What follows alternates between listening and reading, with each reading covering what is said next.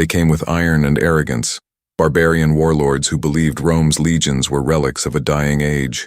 They mocked the discipline, the formations, the silent obedience of soldiers who moved like one body, until the day the ground trembled, the sky filled with dust and their warriors, fierce, proud, unbreakable, shattered like glass beneath the weight of Roman steel. Northern Italy, late summer, 101 BCE. The air smelled of wet earth and iron. The Po River Valley stretched wide and flat, a patchwork of farmland and forest, bordered by the distant shadow of the Alps. It was a land of plenty, and a land under siege. For months, the Cimbri had descended from the north like a storm. They were not an army in the Roman sense. They were a migration, a nation on the move. Men, women, children, wagons, livestock, hundreds of thousands strong. They had crushed Roman forces before. At Arausio, 5 years earlier, they had annihilated 2 consular armies in a single afternoon. 80,000 Romans dead. The Republic had trembled. Now they were here, in Italy, at the gates of Rome itself. Their king, Boiorix, was a giant of a man. His warriors called him the Unbreakable. He wore furs and gold, and his voice carried across the camp like thunder. He had seen Roman legions before. He had watched them fall, and he believed, with every fiber of his being, that Rome's time was over. They march in lines, he told his chieftains one evening, as fires burned across the valley. Like cattle, like slaves. They do not fight like men, they fight like machines. His warriors laughed. They had fought Romans before.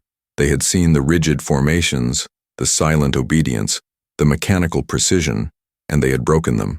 At Arausio, the legions had panicked. The officers had fled. The soldiers had died in the mud, trampled by their own comrades. Boiorix believed it would happen again, but he did not know the name of the man waiting for him on the other side of the valley, Gaius Marius. Marius was not a nobleman. He was a farmer's son, a man who had clawed his way to the consulship through merit, not birthright. He had reformed the legions, opened recruitment to the landless poor, and forged them into something new. His soldiers were not aristocrats playing at war. They were professionals, killers, men who had nothing to lose and everything to prove, and they were waiting. The Roman camp sat on high ground, a fortress of earth and wood that had been raised in a single day. The legionaries moved with eerie precision, digging trenches, sharpening stakes, checking armor. There was no shouting, no chaos, just the quiet hum of preparation. Marius stood at the edge of the camp, watching the Cimbri fires in the distance.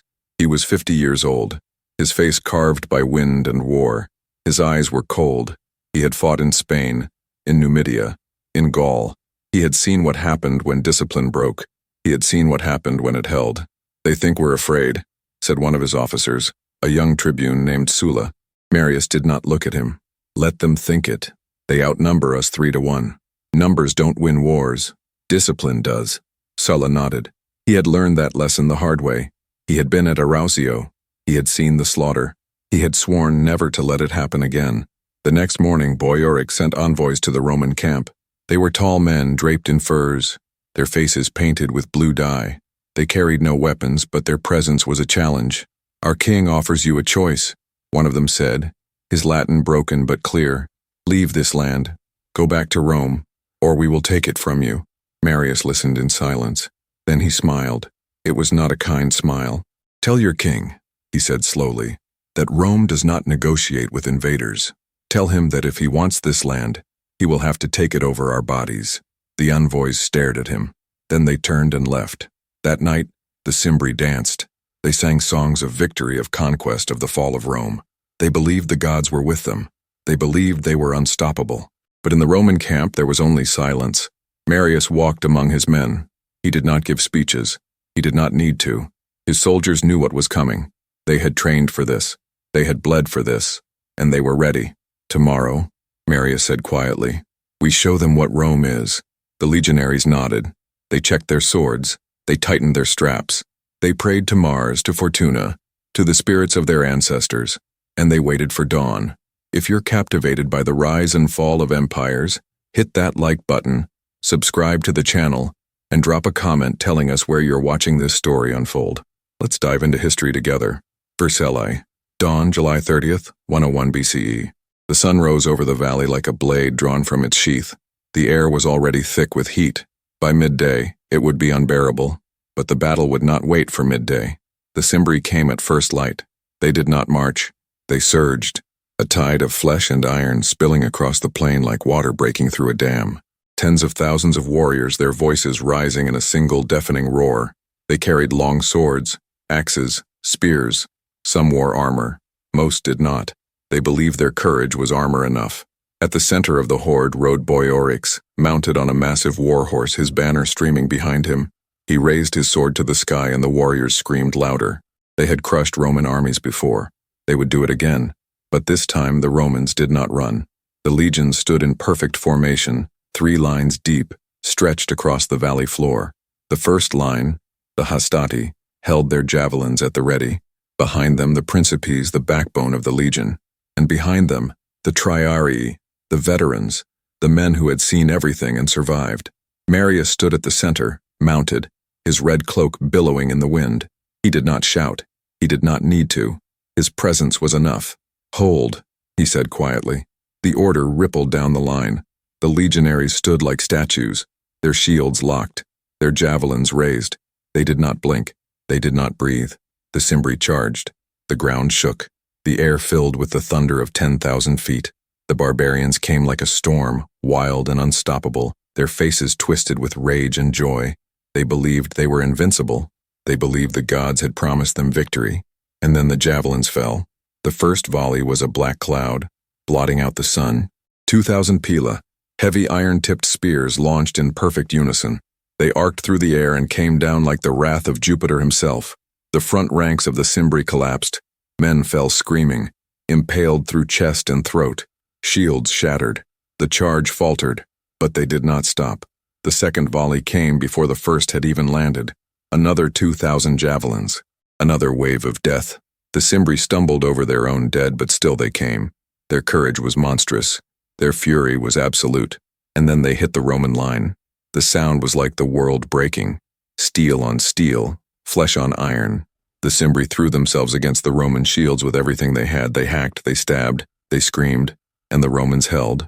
The hastati braced their shields, their short swords, the gladius, stabbing forward in brutal mechanical rhythm. Thrust, withdraw, thrust, withdraw. No wasted motion, no hesitation.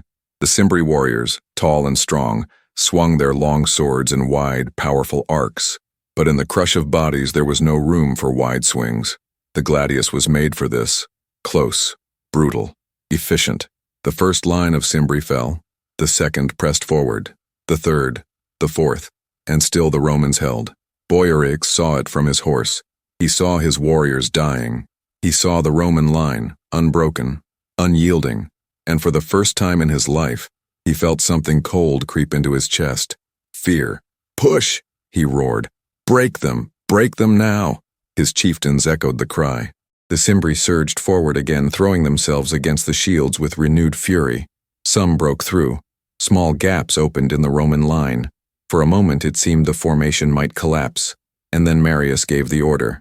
"Principes, forward!" The second line moved. The hastati stepped back, and the principes took their place. Fresh soldiers, fresh swords. The Cimbri, exhausted from the first assault, found themselves facing a new wall of iron. The killing began again.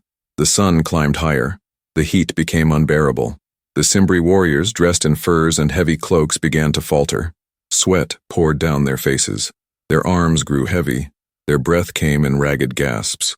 The Romans, trained to fight in the heat of Spain and Africa, did not slow. Boiorix saw it. He saw his warriors stumbling. He saw the Roman line, still perfect, still unbroken, and he knew. This was not Arausio. This was something else. "Cavalry!" he shouted. "Flank them! Break their line!" The Cimbri horsemen, held in reserve, charged. They swept around the edge of the battlefield, aiming for the Roman flank. If they could hit the legions from the side, the formation would collapse. The battle would turn. But Marius had seen it coming. From the hills on either side of the valley, Roman cavalry emerged. Thousands of them. They had been waiting, hidden, silent. Now they charged. The Cimbri horsemen never reached the Roman line. They were caught in the open, surrounded, cut down. The survivors fled, and the Cimbri infantry, seeing their cavalry destroyed, began to waver. "Hold!" Boiorix screamed. "Hold the line!" But the line was already breaking. The Romans pressed forward. The principes gave way to the triarii, the veterans, the killers. They moved like a machine, grinding forward step by step, sword by sword. The Cimbri fell back, slowly at first, then faster, and then they ran. The Valley of Vercelli. Midday, July 30th, 10 worst, BCE. The rout began slowly, like a crack spreading through ice. A few men turned, then a dozen, then 100, and then the entire Cimbri army broke. They ran, not in formation, not in order. They ran like animals fleeing fire. Warriors who had laughed at Roman discipline now threw down their weapons and fled for their lives. The valley became a slaughterhouse. The Roman cavalry pursued. They cut down the fleeing barbarians without mercy. The legionaries advanced, their swords red, their faces blank. They did not cheer. They did not celebrate. They simply killed. Boiorix did not run. He stood in the center of the chaos, his sword in his hand, his banner trampled in the mud. Around him, his personal guard, 50 of his finest warriors, formed a circle. They would not flee. They would not surrender. They would die as warriors. The Romans came. The triarii surrounded them. Old men, scarred and silent. They had seen this before. They knew how it ended. "Lay down your weapons," one of them said in broken Gaulish. "You have lost." Boiorix spat. "A king does not kneel." The triarii nodded. They understood. The fight lasted less than a minute. Boiorix killed 3 Romans before a gladius found his throat. He fell to his knees, blood pouring from his mouth, and then collapsed face first into the dirt. His guards died around him. Not one of them ran. By the time the sun reached its peak, the battle was over. The valley was silent. The only sounds were the groans of the wounded and the cawing of crows circling overhead. The Cimbri army, 120,000 strong, had been destroyed. 60,000 dead. 60,000 captured. The rest scattered into the hills, hunted like animals. The Roman losses were fewer than 300. Marius walked through the battlefield, his face expressionless. He did not smile. He did not gloat. He simply observed. His officers followed in silence, their eyes wide, their hands trembling. They had never seen anything like this. A perfect victory. A total annihilation. "General," Sulla said quietly, "it's over." Marius nodded. "For now." He stopped beside the body of Boiorix. The barbarian king lay in the mud, his eyes open, staring at nothing. Marius studied him for a long moment. Then he turned away. "Burn the dead," he said, "ours and theirs, and send word to Rome. The Republic is safe." The legionaries moved to obey. They gathered the bodies, Roman and Cimbri alike, and built pyres. The smoke rose into the sky, thick and black, visible for miles. It was a message, a warning. Rome does not fall. But the battle was not the end of the story. The Cimbri had brought their families with them, their wives, their children, their elders. They had come not as raiders, but as settlers. They had believed they would carve out a new homeland in Italy. They had believed the gods had promised them victory. Now they had nothing. The Roman soldiers found the Cimbri camp 3 miles from the battlefield. It was a city of wagons and tents, stretching across the plain. Inside were thousands of women and children, waiting for their warriors to return. They never did. When the women saw the Roman legions approaching, they knew. Some wept, some screamed, some stood in silence, their faces blank with shock, and some fought. The Cimbri women were not like Roman women. They had been raised in a warrior culture. They knew how to wield a blade, and when the legionaries entered the camp, they found themselves facing mothers armed with kitchen knives, grandmothers wielding axes, young girls throwing stones. It was a massacre. The Romans did not want to kill them, but the women would not surrender. They fought with a ferocity born of desperation, and the legionaries had no choice. By the time the sun set, the camp was silent. The women lay dead beside their children. The few survivors were taken as slaves. Marius did not enter the camp. He could not bear to see it. He stood at a distance, watching the smoke rise, and for the first time in his life he felt something close to shame. "This is what victory looks like," Sulla said quietly, standing beside him. Marius did not answer. That night, the Roman army camped on the battlefield. The soldiers sat around their fires, cleaning their weapons, tending their wounds. They did not sing. They did not laugh. They simply sat in silence, staring into the flames. They had won. Rome was safe. The Republic would endure. But something had changed. Marius sat alone, away from the fires, staring at the stars. He thought about Boiorix, about the Cimbri warriors who had charged without fear, about the women who had fought to the last breath. They had been brave. Foolish, perhaps, but brave. And they had lost. Not because they lacked courage, not because they lacked strength, but because they lacked discipline. They had fought as individuals. The Romans had fought as one. That was the difference. That was why Rome would endure. But for how long? Marius did not know. He was a soldier, not a prophet, but he could feel it deep in his bones. The Republic was changing. The old ways were dying. The legions he had created, professional soldiers loyal to their generals, not to the Senate, were something new, something dangerous. He had saved Rome, but he wondered, in the darkness, if he had also doomed it. Rome. 3 weeks later, August 101st BCE, the news reached the city like a thunderclap. Messengers rode through the gates at dawn, their horses lathered with sweat, their voices hoarse from shouting. The Cimbri were destroyed. The invasion was over. Rome was saved. The city erupted. People poured into the streets, weeping with relief, shouting with joy. Temples overflowed with offerings. Wine flowed freely. Strangers embraced. For 5 years, Rome had lived in fear. The shadow of Arausio had hung over the Republic like a curse. Mothers had whispered prayers for their sons. Fathers had sharpened swords they hoped never to use. The Senate had debated evacuation plans. And now, it was over. Marius had done what no one else could. He had faced the barbarian horde and crushed it. He had saved the Republic. But not everyone celebrated. In the Senate House, the mood was different. The senators sat in their togas, their faces carefully neutral. They congratulated each other. They praised the gods. They spoke of Rome's greatness. But beneath the words, there was fear. Marius had become too powerful. He had been consul 5 times, but an unprecedented achievement. He commanded the loyalty of the legions. The soldiers loved him. The people worshipped him. And the Senate, the ancient body that had ruled Rome for centuries, was becoming irrelevant.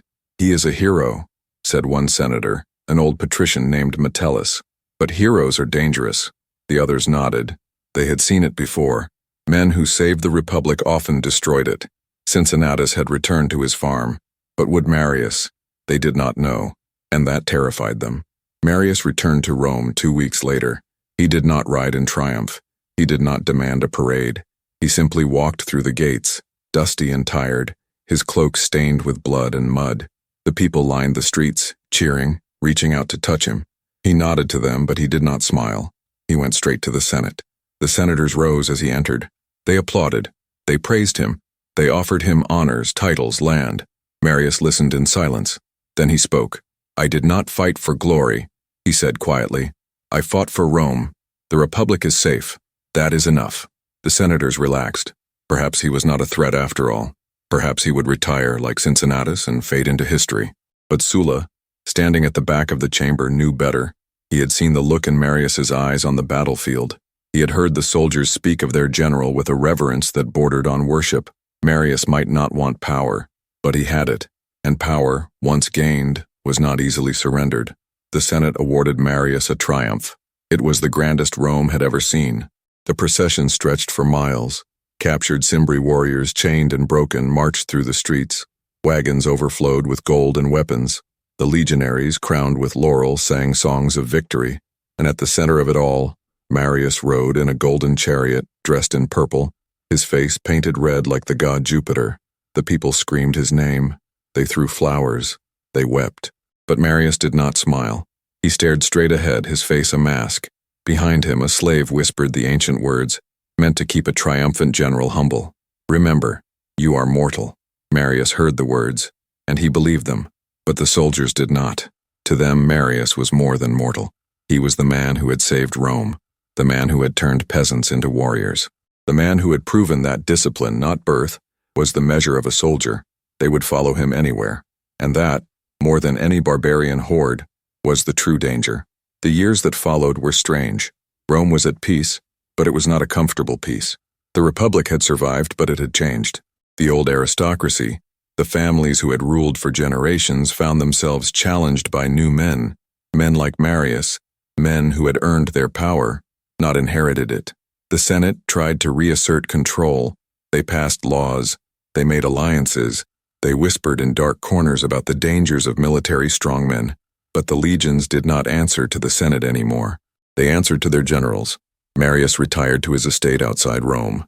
He tended his gardens. He wrote letters. He watched the sun set over the hills. He tried to be content, but he could not forget. He could not forget the look in Boiorix's eyes as he died. He could not forget the Cimbri women fighting to the last breath. He could not forget the silence of his soldiers after the battle, the weight of what they had done. Victory had saved Rome, but it had cost something intangible, something precious. The Republic had survived, but it was no longer the same. Sulla visited him once, a year after the triumph. They sat on the terrace drinking wine, watching the sun sink into the west. "Do you regret it?" Sulla asked. Marius did not answer immediately. He stared at the horizon, his face unreadable. "I did what had to be done," he said finally. "Rome needed discipline. Rome needed strength. I gave it both. And what did Rome lose?" Marius turned to look at him. His eyes were cold. "Everything," he said quietly, "and nothing. The Republic will endure, but it will not be the Republic we knew." Sulla nodded. He understood. He had seen it too. The old Rome, the Rome of farmers and citizen soldiers, was dying. A new Rome was being born. A Rome of professional armies. A Rome of strong men and civil wars. A Rome that would one day bow to emperors. "Will you fight again?" Sulla asked. Marius smiled. It was a sad smile. "If Rome calls, I will answer. I always have." But Rome did not call. Not for Marius. His time was ending. A new generation was rising. Men like Sulla, men like Pompey, men like Caesar. The Republic would survive for another 50 years. But the seeds of its destruction had been planted at Vercellae, not in the defeat of the Cimbri, but in the victory of Marius. He had saved Rome, but he had also shown that power belonged not to the Senate, but to the man who commanded the legions. And once that lesson was learned, it could not be unlearned. The frontier, 10 years later, 91 BCE. The borders of Rome stretched farther than ever before. Gaul was pacified. Spain was subdued. The Mediterranean was a Roman lake. The Republic had never been stronger, and yet it had never been more fragile. The legions that Marius had created were no longer tools of the Senate. They were instruments of ambition. Generals raised armies not to defend Rome, but to advance their careers. Soldiers swore loyalty not to the Republic, but to the men who paid them, who fed them, who promised them land and glory. The system Marius had built to save Rome was now tearing it apart. In the north, new threats emerged. Germanic tribes, learning from the Cimbri's mistakes, began to organize. They studied Roman tactics. They built fortifications. They trained their warriors in formation fighting. They would not charge blindly into Roman lines. They would not mock Roman discipline. They had learned. But Rome had learned too. The legions were sharper now, faster, more efficient. The soldiers were professionals, veterans of a dozen campaigns. They did not fear barbarians. They did not fear death. They feared only failure, and they never failed. The battles that followed were not like Vercellae. There were no grand charges, no heroic last stands, just grinding, methodical warfare. The Romans advanced. The barbarians retreated. Villages burned. Forests were cleared. Rivers ran red. It was not glorious. It was not epic. It was simply efficient. The barbarian kings who had once mocked Roman discipline now sent envoys begging for peace. They offered tribute. They offered hostages. They offered anything to avoid the fate of the Cimbri, and Rome accepted, not out of mercy but out of pragmatism. The Republic did not need to conquer every tribe. It only needed to ensure they would never threaten Rome again. The frontier became a graveyard of ambitions. Tribes that had dreamed of invading Italy now huddled behind their walls, praying the legions would pass them by. The warriors who had once sung songs of conquest now told their children stories of Roman invincibility. The lesson of Vercellae had spread across the known world. Do not fight Rome. You will lose. But inside the Republic, the lesson was different. The soldiers who had fought at Vercellae were old now. Many had retired, some had died, but they had not forgotten. They remembered the day they had stood against an army 3 times their size and won. They remembered the discipline, the precision, the unity, and they wondered why Rome could not be that way all the time. Why did the Senate bicker while soldiers bled? Why did aristocrats hoard wealth while veterans begged for land? Why did the Republic reward birth over merit? The questions festered, and the answers, when they came, would be written in blood. Marius was 70 years old when the social war began. It was not a war against barbarians. It was a war against Rome's own allies. The Italian cities, who had fought beside Rome for centuries, demanded citizenship. The Senate refused, and so they rebelled. It was a bitter, brutal conflict. Romans fought Romans. Brothers killed brothers. The legions, trained to crush foreign enemies, now turned their swords on their own people. Marius came out of retirement. He was old, his body broken by years of campaigning, but his mind was still sharp. He took command of a legion and marched south. The soldiers, many of whom had never met him, followed without question. His name was legend. His reputation was enough. He won his battles. But the victories felt hollow. This was not Vercelli. This was not a fight for survival. This was Rome devouring itself. When the war finally ended, Rome had won. The Italian cities were granted citizenship. The Republic endured. But the cost was staggering. Hundreds of thousands dead, cities destroyed, trust shattered. And the legions, blooded in civil war, had learned a terrible lesson. Roman soldiers could kill Romans. Marius returned to Rome one last time. He was elected consul for the 7th time, another unprecedented achievement. But he was dying. His body, ravaged by age and illness, was failing. He spent his final days in his villa, staring at the hills, remembering. He thought about Vercelli, about Boiarix, about the Cimbri warriors who had charged without fear, about the discipline that had saved Rome, and he wondered if he had built something beautiful or something monstrous. Sulla visited him one last time. The younger man sat beside the bed, his face unreadable. "You saved Rome," Sulla said quietly. Marius laughed. It was a bitter sound. "I saved Rome," he agreed. "And I doomed it." Sulla did not argue. He understood.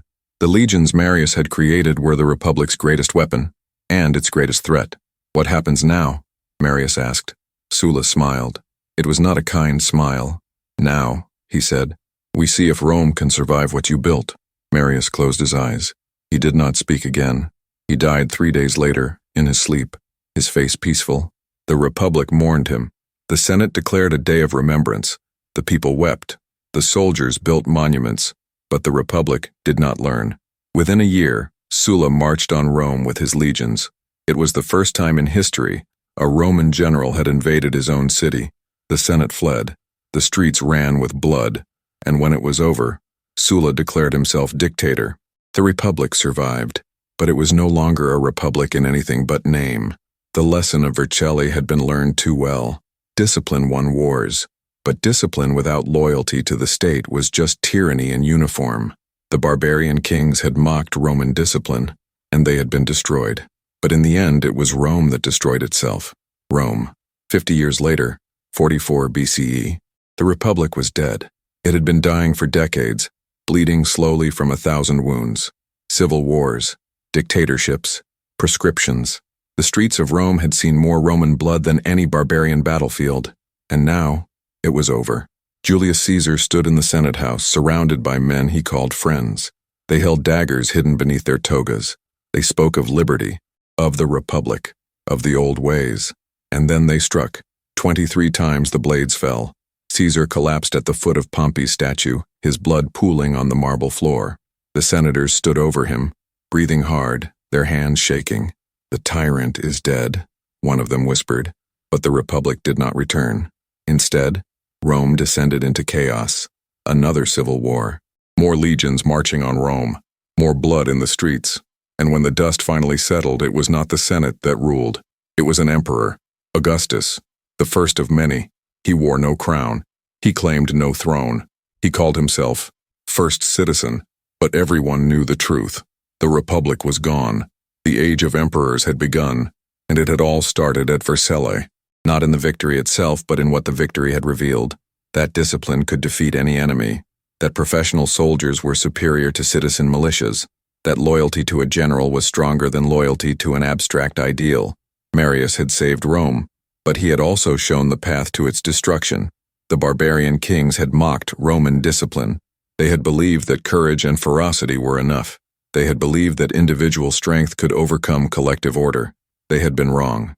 But Rome had learned the lesson too well. It had built an empire on discipline, on obedience, on the grinding mechanical efficiency of the legions, and in doing so it had lost something essential, the spirit of the Republic. The idea that citizens, not soldiers, were the foundation of the state, the belief that power belonged to the people, not to the man with the largest army. The Cimbri had been destroyed in a single afternoon, but the Republic had taken 50 years to die. And when it finally fell, it was not to barbarians, it was to itself. The legions that had crushed Boiorix at Vercellae were the same legions that marched on Rome under Sulla, under Pompey, under Caesar. They were the same legions that stood silent as the Senate was dissolved, as emperors rose and fell, as the Republic became a memory. Discipline had won the war, but it had lost the peace. In the centuries that followed, Rome would endure. The empire would stretch from Britain to Mesopotamia. It would build roads and aqueducts. It would spread law and language across the known world. It would stand for 500 years, but it would never again be a republic. The barbarians kept coming. Goths, Vandals, Huns. Wave after wave, they crashed against the borders of the empire, and for centuries the legions held. The discipline that had destroyed the Cimbri held back every invader. Until it didn't. The empire grew too large. The legions grew too expensive. The soldiers, once professionals, became mercenaries. The discipline crumbled, and when the barbarians came again, there was nothing to stop them. In 410 CE, Rome was sacked for the first time in 800 years. The Visigoths, descendants of the tribes that had once feared Roman discipline, walked through the streets unopposed. They looted, they burned, they left. And Rome, the eternal city, the city that had defeated the Cimbri, the city that had conquered the world, fell silent. The lesson of Vercellae had been forgotten, or perhaps it had been learned too well. Discipline could win battles, but it could not sustain a civilization. Victory could save a state, but it could not preserve its soul. The barbarian kings had mocked Roman discipline, and they had been destroyed. But in the end, Rome had destroyed itself, not through weakness, not through defeat, but through the very strength that had made it great. The legions that had saved the Republic at Vercellae had become the instrument of its destruction. The discipline that had crushed the Cimbri had crushed the spirit of Rome itself. And so, the empire fell, not in a single afternoon, like the Cimbri, but slowly, inevitably, like a great tree, hollowed from within, finally toppling under its own weight. The historians would debate for centuries what had gone wrong. When had Rome lost its way? Was it Marius? Was it Sulla? Was it Caesar? But the answer was simpler and more tragic. Rome had won. It had defeated every enemy. It had conquered the known world. It had built an empire that would be remembered for millennia. But in winning, it had lost itself. The barbarian kings had been right to mock Roman discipline, not because it was weak, but because it was too strong, because it had turned men into machines, because it had replaced the spirit of citizenship with the obedience of soldiers. And in the end, when the machines broke down, there was nothing left, just ruins and memories, and the echo of a question that would never be answered. Was it worth it? The Cimbri had died at Vercellae, but they had died free. They had died as warriors. They had died believing in something greater than themselves. Rome had survived, but it had survived as something less than it had been. And when it finally fell, it fell not as a republic, but as an empire, not as citizens, but as subjects. The lesson of Vercellae was this: discipline wins wars, but it does not win hearts. Victory preserves states, but it does not preserve souls. And in the end, when the legions were gone and the emperors were dust, all that remained was the question: what is the price of survival? Rome had paid it, in full, and the cost had been everything. The end.